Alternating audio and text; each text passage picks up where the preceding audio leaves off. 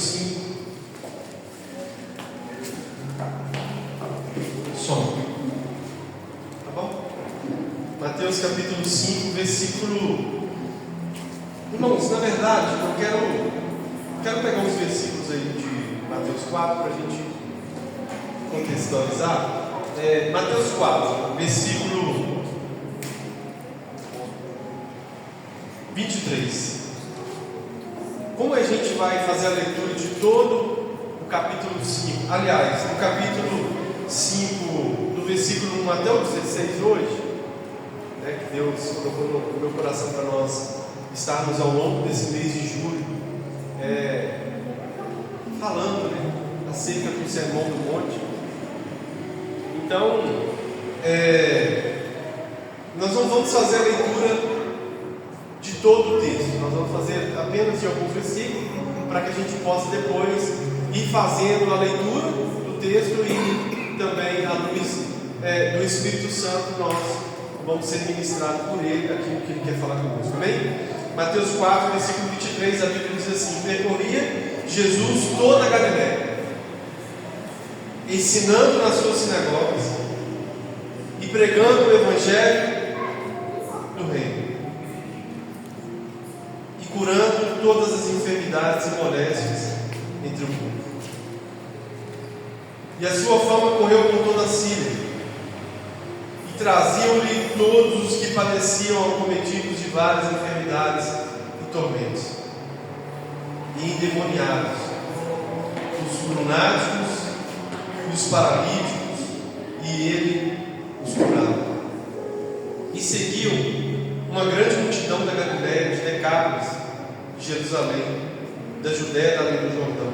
Versículo 1, capítulo 5. Jesus, vendo a multidão, subiu ao monte, e assentando-se, aproximaram-se dele os seus discípulos, e abrindo a boca, os ensinaram. Amém? Feche os seus olhos, Pai, essa é a tua palavra. Graças nós te damos, Jesus, por nós estarmos aqui nessa noite, poder, meu Pai, ouvir a sua palavra, ouvir a sua voz e ser ministrado por ela. Muito obrigado, Jesus, por essa oportunidade. Muito obrigado, Jesus, por tudo que o Senhor tem feito em nós. Nós estamos aqui por causa da sua presença. Fique à vontade, Deus. Somente o Senhor pode mudar a nossa vida. Nós queremos ouvir a sua voz ecoar dentro dos nossos corações e fazer morada. Em nome de Jesus, Deus. Em nome de Jesus. Amém? Pode se sentar, queridos.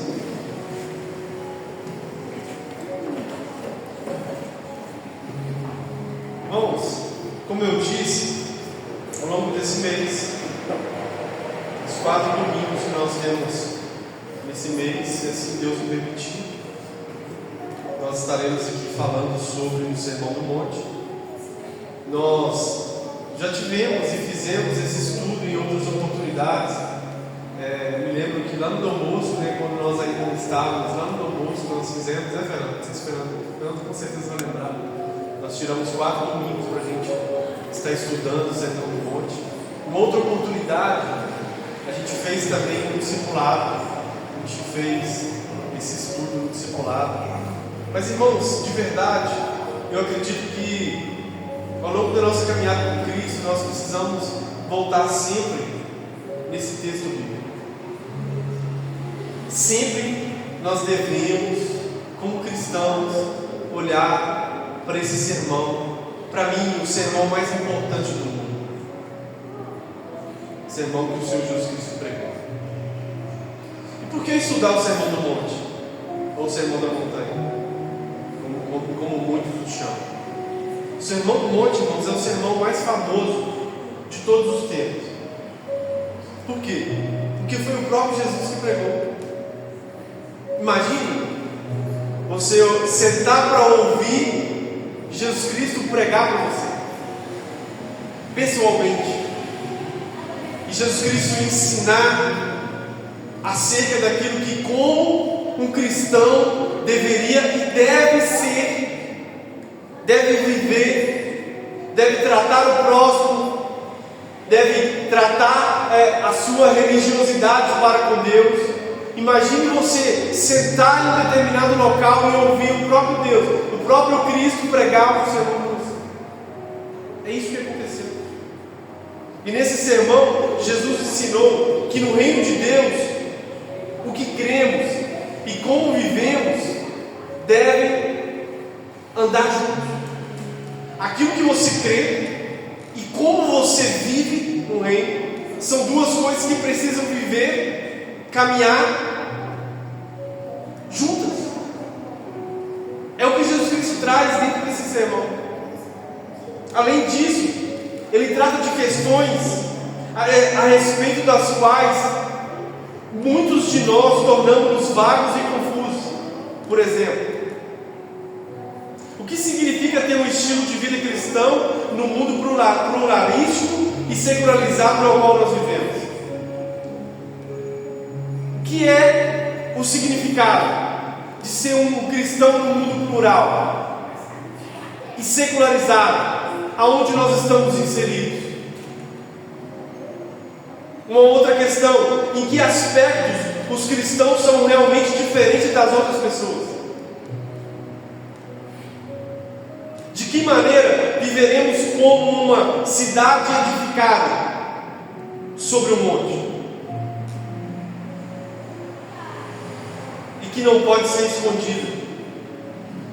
A nossa fé e a vida cristã são tão evidentes aos outros quanto as palavras que Jesus sugere que deve ser? Essas são algumas questões que ao longo desse texto Jesus Cristo vai nos ensinando. E tem mais. Jesus aborda uma série de questões de suprema importância, como o que é o caráter cristão, em qual posição a lei de Deus deve estar, se é que deve estar, na nossa vida cristã. A disciplina é importante. Como devemos orar? Como podemos ficar livres da ansiedade em um mundo ansioso? O que há de tão errado com o espírito crítico? Por que precisamos ter discernimento espiritual? É possível que as pessoas exerçam dons espirituais, mas ainda assim não sejam verdadeiros cristãos? Jesus responde cada uma dessas questões no decorrer do sermão. E é por isso que nós precisamos voltar dia após dia nesse sermão. É por isso que nós, dia após dia na nossa caminhada, precisamos ir nele e lê-lo e deixar com que ele também faça uma leitura de nós como cristãos. Agora imagine o contexto, irmãos. Jesus, ele é rei, inaugura um novo tempo, inaugura uma nova era. Quando ele inaugura, quando ele ouviu os versículos anteriores aí de Mateus 4, a Bíblia vai dizer que ele ouviu dizer que João Batista foi preso. E ao ouvir que João Batista, aquele que veio preparar o seu caminho, estava preso, logo ele identificou que era necessário ele começar a pregar e a trazer o reino do céu sobre a terra. No versículo 17, a Bíblia vai dizer, no capítulo 4, que ele começa a pregar e a dizer: arrependei-vos, porque é chegado a vós o reino do céu. Agora, nesse contexto, irmãos, Jesus Cristo ele traz um novo estilo de vida. Jesus Cristo traz um novo tempo, um reino que vem com o rei, e esse rei, todos aqueles que seguem, todos aqueles que entregam a sua vida para ele, passam ou devem passar a viver de uma forma diferente. Por isso, irmãos, no mundo secularizado que estamos vivendo, a perseguição, nós vamos falar sobre isso, quanto cristão, porque viver Cristo é um estilo de vida. Eu aprendi algo que o mundo não luta contra você falar que serve a Deus. Porque para o mundo, Deus, Ele pode servir de qualquer um. Entende isso? Você vai na Índia, Deus é um animal. Outros servem a deuses de barro. Isso não é uma crítica, cada um com o seu Deus. Mas a Bíblia nos ensina quem é o verdadeiro Deus. É o Deus poderoso.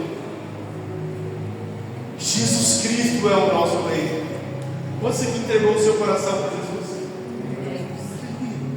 Ele é o seu Rei. E logo nós precisamos viver esse estilo de vida. Então o mundo ele vai lutar para que você não viva o estilo de vida que Jesus Cristo trouxe para os cristãos, para os seus filhos, para aqueles que entregaram a sua vida para Ele. Agora, interessante nós lembrarmos, irmãos, que a Bíblia fala em Hebreus 13:8 que acerca do reino, que Jesus Cristo é o mesmo ontem, hoje e eternamente. É bom nós entendermos esse contexto para nós adentrarmos aqui nas bem-aventuranças. É bom nós entendermos, irmãos, que a afirmativa de que o reino foi, é e será, ela é verdadeira. O reino de Jesus Cristo ele foi porque Ele inaugurou como homem. Por isso Ele disse: arrependemos que é chegada a voz do reino dos céus. Ele é porque Ele está acontecendo em nós hoje. No dia de hoje, Ele está acontecendo na sua igreja. Ele está trazendo o reino dos céus sobre nós. E Ele será, porque chegará um dia em que a consumação do seu reino será plena, será total, aonde nós não teremos mais o pecado habitando em nós e entre nós, e aonde nós vamos experimentar esse reino na sua totalidade. Por isso nós podemos dizer que Ele, o reino do Senhor, foi, é e será. Agora sim, vamos entender algo. O Sermão do Monte não é somente sobre como devemos nos portar como cristãos, mas também se estamos sendo cristãos. Isso aqui é uma parte importantíssima. O Sermão do Monte, eu vou repetir, não é somente sobre como devemos nos portar como cristãos, mas sim e também se estamos sendo cristãos. Versículo 1 e 2, a Bíblia, acompanha comigo, por favor. A Bíblia fala assim: olha, Jesus, vendo a multidão, subiu ao monte, e assentando-se, aproximaram-se dele os seus discípulos, e abrindo a boca os ensinava, dizendo. Irmãos, por que alguém ensina algo? Você já parou para pensar isso? Por que há necessidade de ensinar? Porque existe uma falta, existe um déficit. E é por isso que Jesus Cristo sentou, Jesus Cristo se achegou àquela multidão e começou a ensinar. Vai fazer sentido a palavra que Oséias vai dizer, que o povo, Oséias 4:6, o povo perece porque lhe falta conhecimento. Logo, Jesus Cristo começou a ensinar. A lógica, essa é a lógica de que Jesus Cristo queria que aquelas pessoas aprendessem sobre o que? Sobre o reino. Jesus Cristo gastou tempo com aquelas pessoas, a fim de que quando elas ouvissem aquilo que Ele estava ensinando, elas pudessem aprender e logo na sua vida diária colocasse em prática. O fato, irmãos, é que a palavra havia sido esquecida naqueles dias. Embora dentro do sistema judaico e até ritualístico, litúrgico, digamos assim, eles utilizavam muito da palavra, mas você vai ver Jesus Cristo chamando aqueles religiosos de hipócritas, porque eles tratavam aquilo como algo litúrgico, mas a sua vida diária eles não aplicavam. Eles não viviam aquilo que eles estavam falando, aquilo que eles estavam às vezes recitando, que era a palavra. E agora, através desses versículos, Jesus Cristo vai nos ensinar que é possível sim viver uma vida que aponta para o reino. Coloca a mão no seu coração. Fala assim: Senhor, eu quero viver uma vida que aponta para o seu reino. Irmãos, vamos nas bem-aventuranças, versículo 3. Bem-aventurados os pobres de espírito, porque deles é o reino dos céus. Bem-aventurados os pobres de espírito, porque deles é o reino dos céus. Mas o que é pobreza de espírito? Ao falar sobre os pobres de espírito, Jesus salienta não está se referindo aos que carecem de bens materiais. A falta de posses terrenas até pode conduzir alguém à pobreza de espírito, mas ambos os pontos são distintos. Na verdade, irmãos, a pobreza material pode vir a endurecer o nosso orgulho. Jesus aqui está descrevendo a pessoa que enxerga a própria escravidão espiritual, consciente da dívida por conta dos seus pecados, e sabe que em si mesmo está desamparado. Perante a presença de Deus, tudo que ela pode fazer é clamar por misericórdia e depender do Senhor, como o filho pródigo que caiu em si e percebeu a sua pobreza longe do Pai. É justamente isso. Bem-aventurados os pobres de espírito.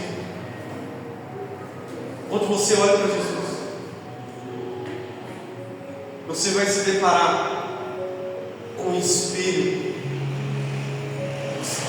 Irmãos, é impossível colocar os olhos em Jesus e não fazer uma auto-reflexão de quem somos. Quando nós olhamos para Ele, nós vamos descobrir que não somos nada, somos pequenos, somos irrelevantes, somos fracos, carecemos, irmãos, carecemos demais da graça de Deus. Tem uma canção que ela diz assim, olha, do pleito, ele fala: nada em minhas mãos eu trago, só a cruz me agarra. Nu me achego a ti por vestimenta, desamparado olho a ti por graça. Imundo a fonte eu corro, lava-me, Salvador, o bom. É exatamente dessa forma que precisamos olhar para nós. Lembra do filho pródigo? Como ele estava quando ele caiu em si? Longe do Pai, desejando comer a comida dos porcos, gastou tudo o que tinha com as meretrizes. Agora ele caiu em si e percebeu que o que ele precisava não era de dinheiro, o que ele precisava não era da falsa liberdade, o que ele precisava era do Pai, era da presença do Pai. Na casa do meu Pai eu tenho tudo. Amém, irmãos? E é isso que o texto vem nos mostrar. Bem-aventurados os pobres de espírito, porque deles é o reino dos céus. Tão interessante, irmãos, que para cada bem-aventurança existe algo separado para essas pessoas. Versículo 4 vai dizer assim, olha: bem-aventurados os que choram, porque eles serão consolados. Quando eu estava meditando nesses versículos, irmãos, eu cheguei à conclusão que um está entrelaçado no outro. É impossível você se autoconsiderar pelo Espírito Santo uma pessoa pobre de espírito, sem que em algum momento você não venha derramar uma lágrima diante de Deus. Bem-aventurados que choram, porque eles serão consolados. Não lamento por perdas. Sabe aquele choro porque você foi despedido do emprego? Sabe aquele choro por ter perdido alguém?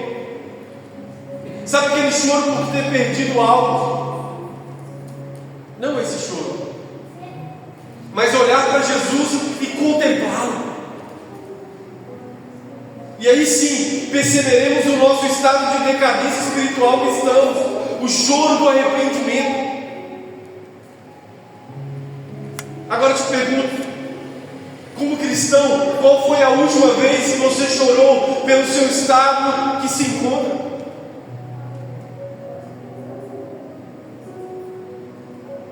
Lembro de uma vez, irmãos, que estávamos em uma célula e tinha uma dinâmica para fazer na célula. A dinâmica era que cada um tinha que pegar uma caixinha, dentro de uma caixinha, uma promessa. E aí eu deixei para ler a minha por último. Todo mundo leu sua promessa bonitinha lá, né? E as promessas são sempre bons a gente ouvir. Quando chegou a minha vez, saiu Romanos 7, versículo 24. Eu fiquei pasmo, mas eu li aquele versículo e diz assim o versículo: miserável homem que sou, quem me livrará do corpo dessa morte?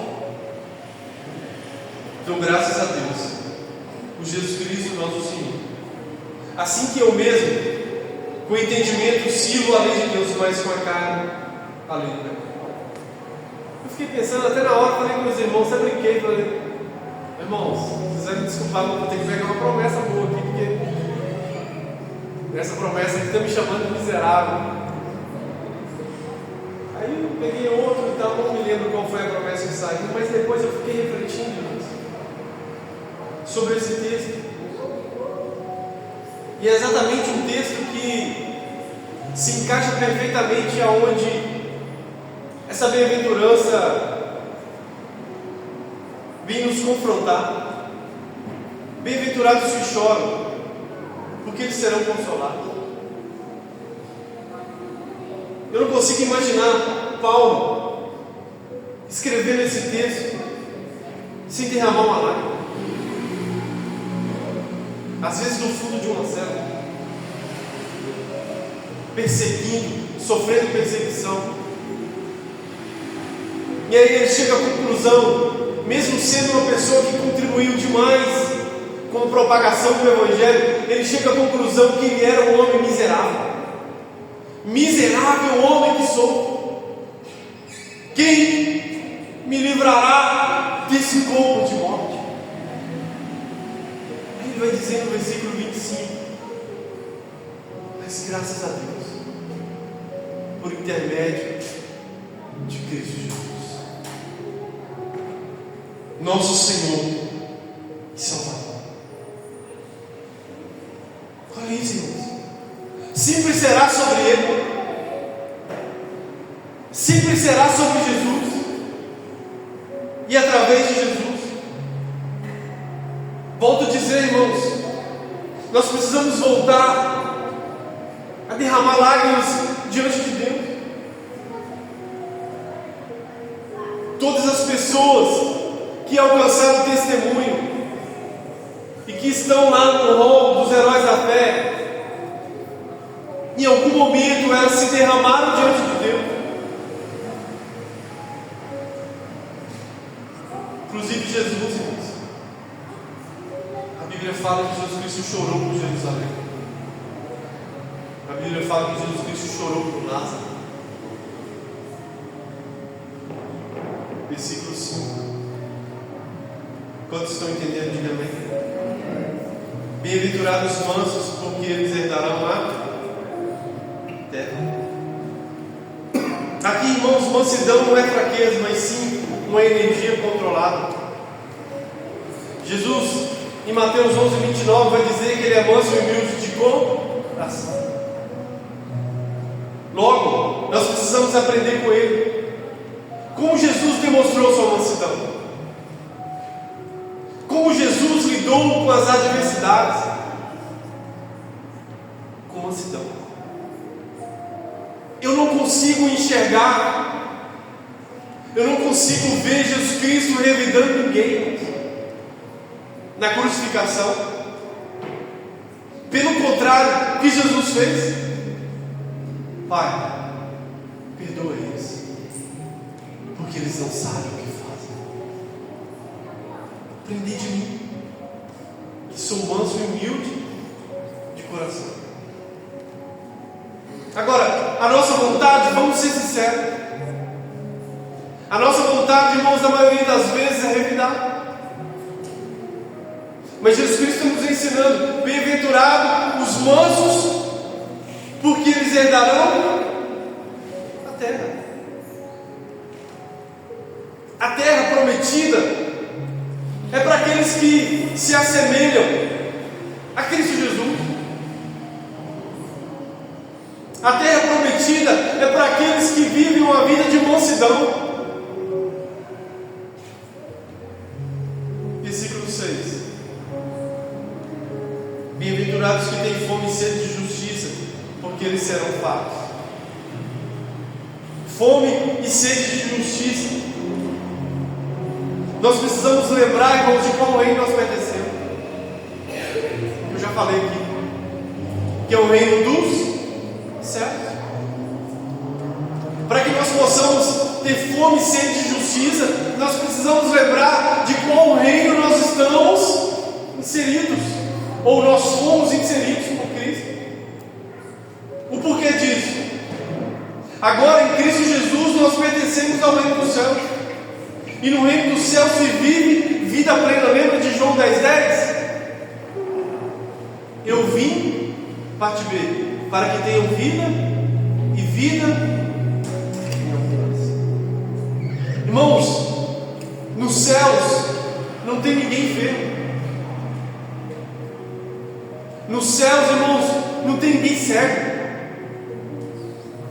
Nos céus não tem ninguém coxo. Nos céus, irmãos, não tem ninguém preso. Logo, quando nós estamos orando por bairros aqui na quarta-feira, na sala de oração, e dizendo: Senhor, transforma a realidade dessa cidade, transforma a realidade de Betim, transforma a realidade da Alterosa 1, da Alterosa 2, do Betim Industrial, do Dom Bosco, transforma a realidade desse lugar. Nós estamos clamando: Senhor, faça justiça. Nós só estamos declarando aquilo que Ele mesmo nos ensinou. E o que Jesus Cristo nos ensinou? Venha a nós o vosso reino. Por isso, deixa eu te ensinar algo. Por isso, aonde Jesus Cristo passou, Ele curou pessoas. Por isso, aonde Jesus Cristo encontrou com alguém, Ele mudou a realidade desse alguém. Você já parou para pensar, irmãos, o quanto de milagres que Jesus Cristo fez? O último versículo de João, o último versículo do livro de João, vai dizer que se fosse para escrever em livros a quantidade de milagres que Jesus Cristo fez, não teria como caber ter essa quantidade de livros. Porque, irmãos, vamos lá, Jesus Cristo curou muitas pessoas, porque é os céus, irmãos. É isso que nós estamos clamando, é por isso que nós estamos orando, que a realidade dos céus se misture com a realidade daqui da terra, sobrenatural com natural, irmãos.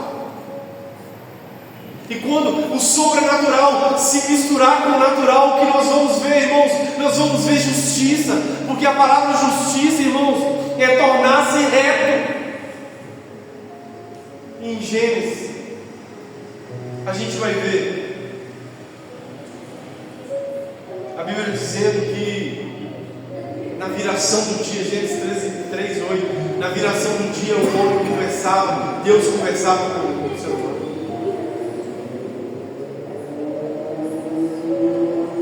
E tudo que se distanciou desse tipo de relacionamento é injusto. Porque Deus te criou, Deus me criou, Deus nos criou para esse tipo de relacionamento. Relacionamento de pai para filho. Relacionamento de comunhão. E por causa do pecado, injustiça, nós distanciamos de Deus.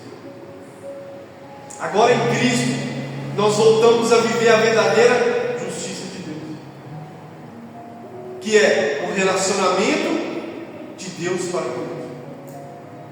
Por isso, ele vai dizer: bem-aventurado ou feliz os que têm fome e sede de justiça, porque eles serão fartos. Essa é a vontade de Deus.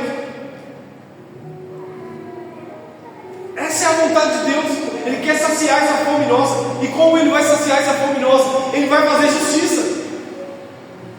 Ele vai salvar a cidade de Betim. Amém? Ele vai salvar os seus vizinhos. Ele vai salvar a sua família. Ele vai salvar a sua casa. Ele vai trazer justiça. Você vai encontrar com pessoas e elas serão curadas. Irmãos, vamos lá. Deus quer trazer justiça, irmãos.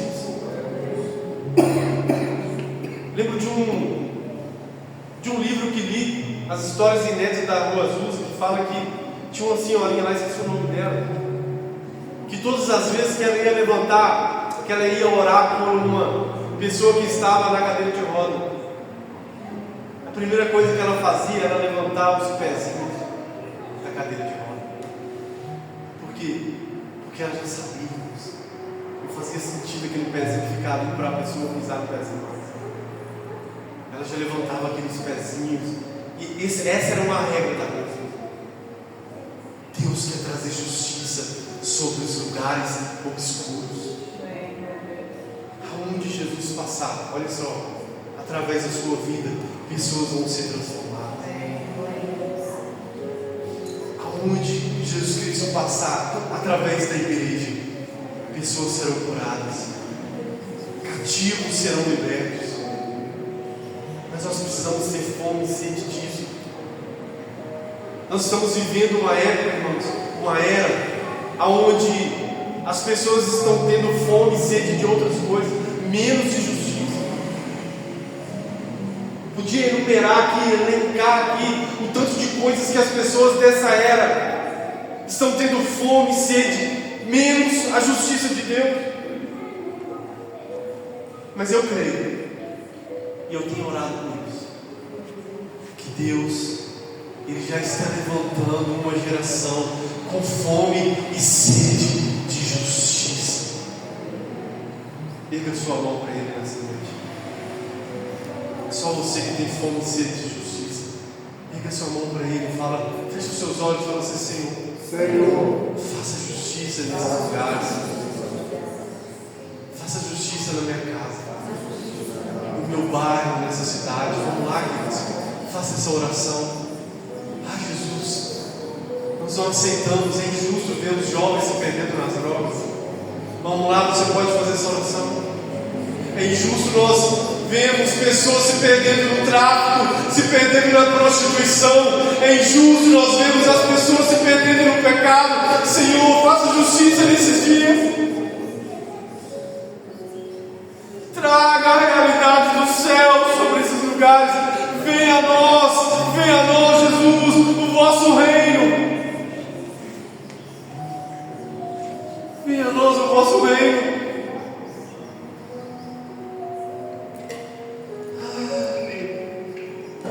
Versículo 7 ele vai dizer: bem-aventurados os misericordiosos,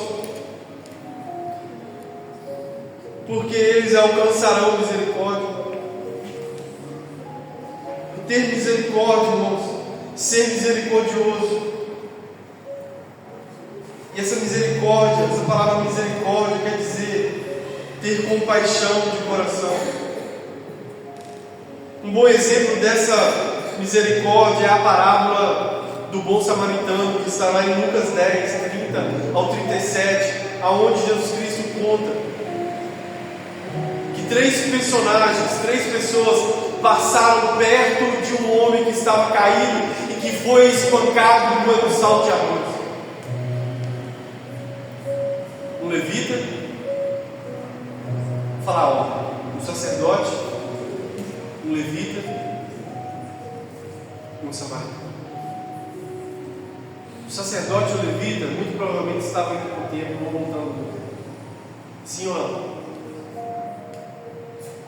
E o samaritano, que era separado da comunidade judaica, ele passou, ele abraçou aquele homem, ele levou ele para uma hospedagem e pagou todas as despesas daquilo. Isso é misericórdia. Foi o que Jesus Cristo fez conosco. Trazendo para a nossa vida, irmãos, Jesus Cristo fez isso conosco. Estávamos caídos na beira do caminho. Jesus Cristo nos pegou, pagou um alto preço pela nossa vida, transformou a nossa história. Agora, dessa mesma forma, Deus espera que nós tenhamos misericórdia das outras pessoas. Pessoas que estão morrendo perto de nós, à beira do caminho. E que muitas das vezes nós não estamos percebendo. Logo, o que Deus Ele quer fazer através da nossa vida? Deus, Ele quer, irmãos, que nós venhamos arregaçar as nossas mangas, curvar os nossos joelhos e daí fazer o possível para restaurar a dignidade da pessoa que está precisando, cuja vida foi debilitada pelo pecado, seja nos próprios pecados, ou seja alguém vítima dos pecados de outra pessoa. O que Deus espera de nós? Bem-aventurados os misericordiosos, porque eles alcançarão misericórdia.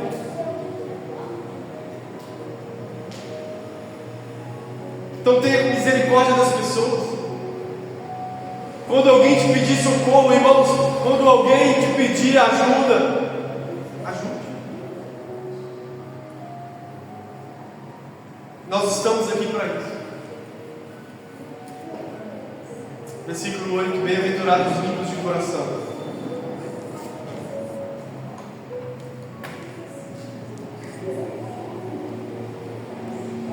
porque eles verão a Deus. Quem são os puros de coração? À primeira vista, Jesus parece pensar em pessoas cujo coração é moralmente limpo, sem dúvida. Suas palavras têm a profecia de Ezequiel como pano de fundo, que diz lá em Ezequiel 36, 25 ao 26, olha: então aspergirei águas puras sobre vós, e ficareis purificados de todas as vossas imundícias, e de todos os vossos ídolos vos purificarei. Dar-vos-ei coração novo, e porei dentro de vós espírito novo. Tirarei de vós o coração de pedra, e vos darei coração de carne. Porém, tal pureza, da qual o Antigo Testamento fala, não diz respeito somente a uma questão de limpeza, apesar de envolvê-la, mas também é uma questão de compromisso do nosso coração e da nossa vontade para com o Senhor. Ou seja, não é somente a questão da pureza na questão do falar, na questão, como diz Ezequiel, de ficar limpo, mas também do compromisso para com Deus.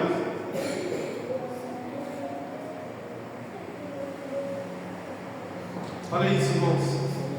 Por trás dessas palavras também se encontra o Salmo 24, versículo 4 e 6.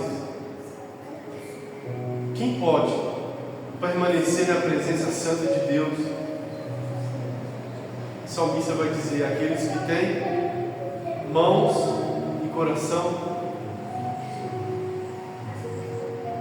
Eles não elevaram a sua alma aos ídolos. A gente percebe essa mesma ênfase em Ezequiel. A impureza em questão aqui é a impureza da condescendência e do comodismo. É nisso que eu quero falar. A impureza da condescendência e do comodismo. Quantos cristãos que estão acomodados, irmãos, no seu estilo de vida e não percebeu que não estão mais puros para com Deus? Ou têm sido condescendentes com aquilo que o mundo tem tentado enfiar a goela abaixo das pessoas. O tal do, entre aspas, não tem nada a ver. O coração impuro não é simplesmente impuro, ele é irresoluto e dividido. O coração impuro não é simplesmente impuro, ele é irresoluto e dividido. É característico de um homem de duplo ânimo, de ânimo dobro, que está lá em Tiago, capítulo 1, 8 e 4, 8. Este é um homem, portanto, inconstante em todos os teus caminhos. Um coração puro, um coração de uma única coisa. Pureza de coração quer dizer isso. Pureza de coração quer dizer desejar uma única coisa, uma única pessoa. Ser puro de coração é ser intransigentemente dedicado a Cristo. Como tem sido a nossa dedicação a Ele? Isso é pureza de coração. Versículo 9: bem-aventurados os pacificadores, porque eles serão chamados filhos de Deus. Jesus diz que os pacificadores entram na bênção da aliança divina. Eles serão chamados filhos de Deus. A lógica de Jesus não é difícil de ser seguida. Deus é descrito nas Escrituras como Deus da paz. Como tal, Ele fez paz conosco por intermédio de Cristo Jesus. Ele nos reconciliou a Ele mesmo. Segundo, a palavra vai nos mostrar em 2 Coríntios 5, 19. Restabelecer a paz é parte do caráter gracioso de Deus. Aqueles que agora são membros da sua família partilharão da mesma imagem e semelhança em família. Os filhos de Deus serão pacificadores. Eu lembro, irmãos, de uma pessoa que dizia assim: eu dou um boi para não entrar numa briga. Esse era o bordão dessa pessoa. Porque se eu entrar nela, eu dou uma boiada para não sair. Isso demonstrava o quanto que a pessoa entende, o quanto que a pessoa não queria paz. A verdade é que o coração dessa pessoa não estava inclinado a viver essa paz. Irmãos, é tão interessante porque a Bíblia vai nos mostrar que a paz que Deus, que Cristo nos dá, excede todo o entendimento. É essa paz que eu quero viver, não a paz que o mundo dá. Jesus Cristo vai dizer isso em João 16:33. Deixo-vos a paz, a minha paz vos dou, não vos la dou como o mundo dá. No mundo tereis aflições, em mim tereis paz, no mundo tereis aflições, mas tende bom ânimo, eu venci. Esses são os pacificadores. Olha só, se o Deus que nós servimos é um Deus de paz, se nós entregamos a nossa vida para Ele, nós precisamos viver debaixo dessa paz. Na maioria das vezes, nós vivemos, enquanto nós estamos aqui, uma paz em meio à guerra. O mundo está em guerra, mas nós temos a paz. Por isso nós desejamos a paz para os nossos irmãos. Irmão, graça e paz. Outros falam, Pai do Senhor Jesus, a paz seja convosco. A paz, meu irmão. Você vai ver Paulo finalizando as suas cartas dizendo isso, que a graça e a paz do Senhor Jesus estejam com vocês. Por quê? Porque essa paz não depende do mundo, não depende da circunstância. Essa paz não depende, irmãos, do contexto que você está vivendo. Essa paz, ela vem do alto, ela vem de Deus. Por isso ele vai dizer, bem-aventurados os pacificadores. Agora tão triste, quando nós olhamos para as pessoas, e às vezes elas até se apresentam como cristãs, e a sua conduta não é de ser uma pessoa pacificadora, não é uma pessoa que, sabe, queridos, só quer saber de guerra, só quer saber de gritaria, só quer saber de luta e tudo quer saber, sabe, de ganhar um bem. Precisamos voltar para esse texto, bem-aventurados são os pacificadores, porque eles serão chamados filhos de Deus. Sabe por que eles serão chamados filhos de Deus? Porque eles vão se parecer com Deus. A paz. Você pode desejar a paz para o seu irmão que está do seu lado? Amém? Amém, queridos? Irmãos, a Bíblia vai dizer assim, olha, agora sim, o versículo 10, 11 e 12 estão no mesmo contexto, por isso coloquei junto. Bem-aventurados que sofrem perseguição por causa da justiça, porque deles é o reino do céu.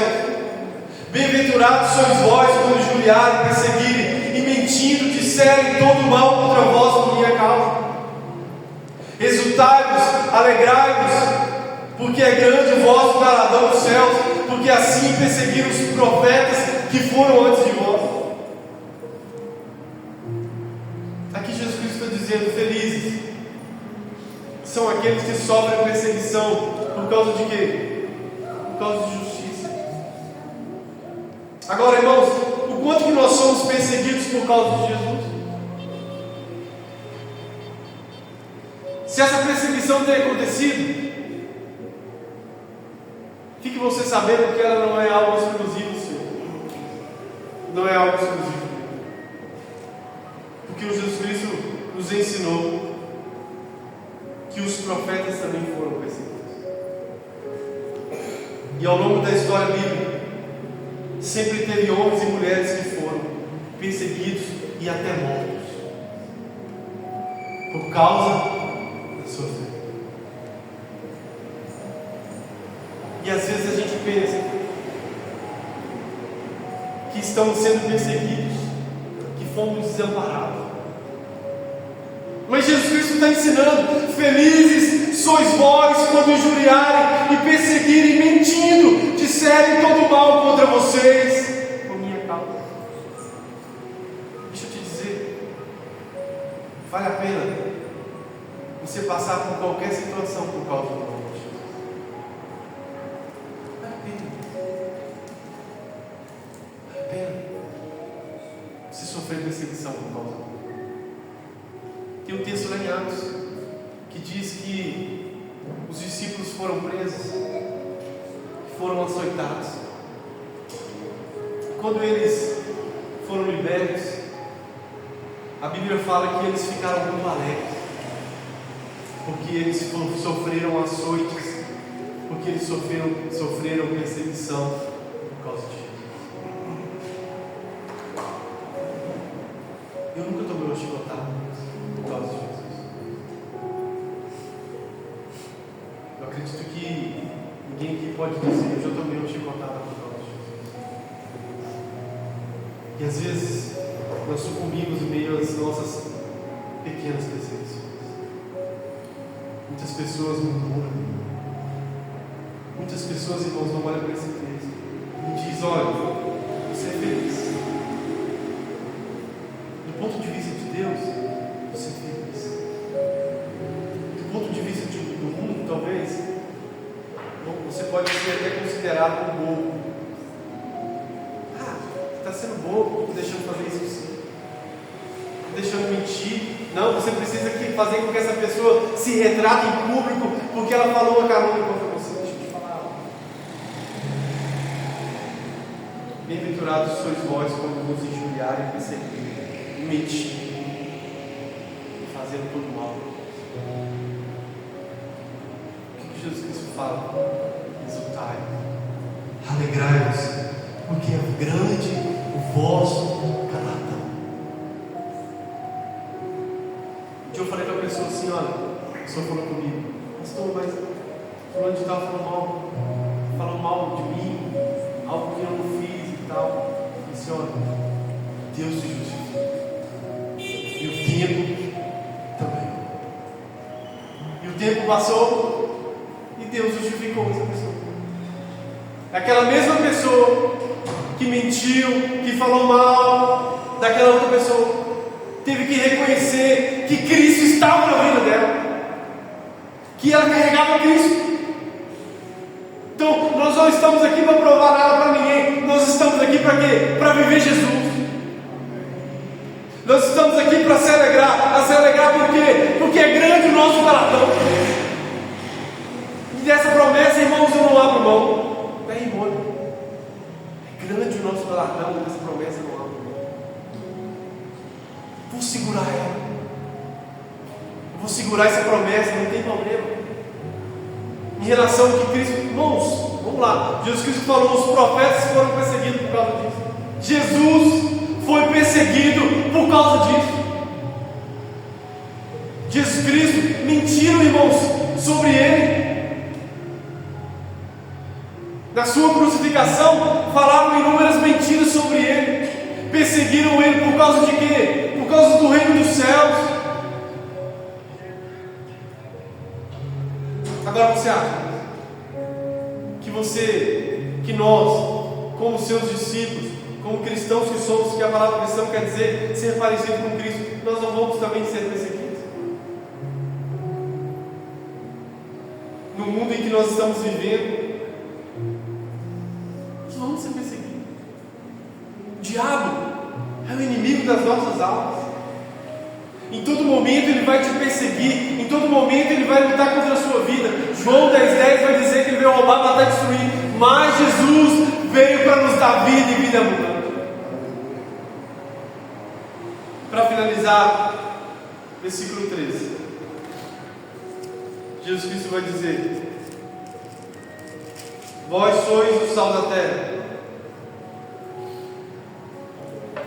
E se o sal for insípido, como que se há de salgar? Para nada mais presta, senão para se lançar fora e ser pisado pelos homens. Vós sois a luz do mundo. Não se pode esconder uma cidade edificada sobre o monte, nem se acende a candeia e se coloca debaixo do alqueire, mas o velador e dá luz a todos que estão na casa. Assim resplandeça a vossa luz diante dos homens, para que vejam as vossas boas obras e glorifiquem o vosso Pai que está no céu. O cristão cuja vida manifesta as características da bem-aventurança causará impacto sobre a sociedade. Essa que, se deixada a si mesmo, apodrecerá. Irmãos, se você deixar a sociedade, se o cristão deixar a sociedade sem luz, sem sal, essa sociedade vai se apodrecer. Sem influência do Evangelho, a sociedade vai se apodrecer. Alguém um dia disse que sem o Evangelho toda a sociedade se desvanecerá. E essa é uma realidade. Jesus Cristo está dizendo: vós sois o sal da terra. O que é o sal? Se não para dar gosto. Alguém aqui já comeu a comida sem sal? Alguém aqui já comeu a comida sem sal? Deixa eu ver. Eu não gosto de comida sem sal. Deus me livre de comida sem sal. Que Deus me livre 1000 vezes de comida sem sal, eu não gosto. O que faz com que aquela comida seja saborosa é justamente o fato de, na medida certa, você colocar aquele sal. Entende? A religiosidade talvez seja o excesso, mas a medida certa, sal, vai fazer com que aquilo tenha gosto. Logo, irmãos, é o que Deus está dizendo para nós: vós sois o sal da terra. Será que nós temos sido esse sal para a terra? Aonde você tem passado, você tem trago gosto para a vida das pessoas. Existem pessoas, irmãos, que a gente fala assim, que é tão bom estar perto dessas pessoas. Cristãos. Como é bom às vezes sentar com alguém que anseia pelos mesmos anseios que você, que tem sede e fome pela mesma coisa que você. Sabe, queridos, como é bom você parar para ouvir essas pessoas. Sal.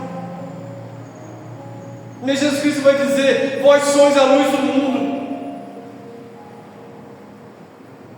É tão interessante que o próprio Jesus Cristo, ele vai nos falar que Ele é a luz. João 8,12.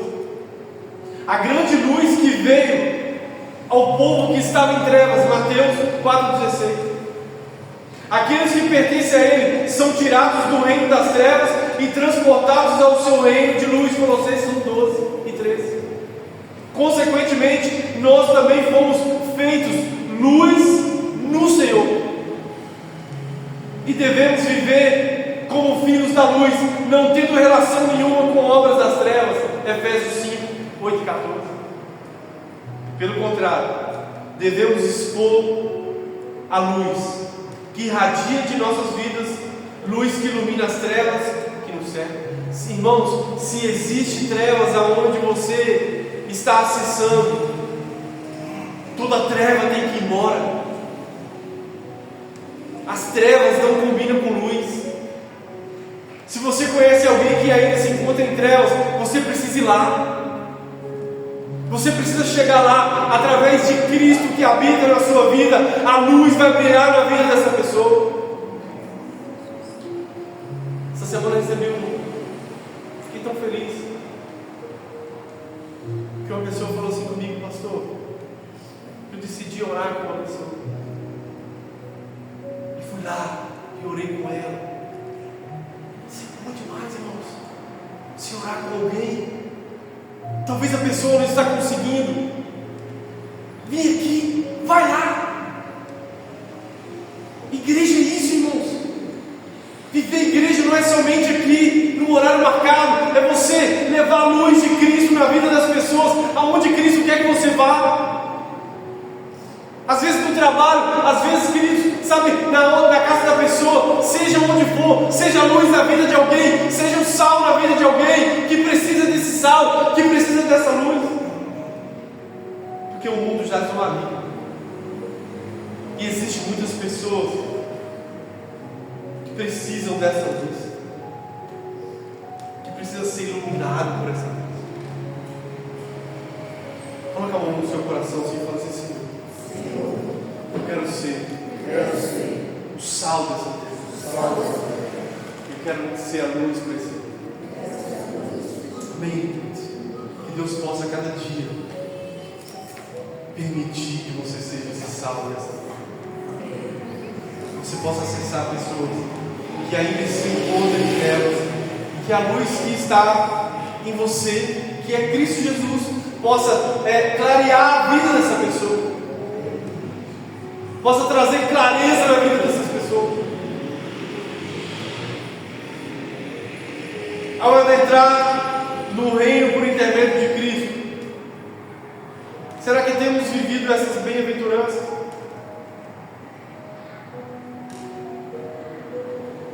Será que nós temos dado gosto para esse mundo no sentido amplo da palavra? A luz que iluminou a minha vida, que é Cristo, tem iluminado outras também. O que Paulo vai dizer que Cristo em vós é a esperança da glória. Logo, irmãos, precisamos viver essas palavras. E aqui eu finalizo. Semana que vem, se assim Deus permitir, nós daremos continuidade a partir do versículo 17. Mas fica aqui a nossa reflexão, para que possamos pensar de verdade se estamos tendo ou vivendo tudo isso que Jesus Cristo disse. E por final, se estamos sendo sal, se estamos sendo luz na vida de alguém. Quantos que entenderam essa palavra? Fique sobre seus pés, vamos orar.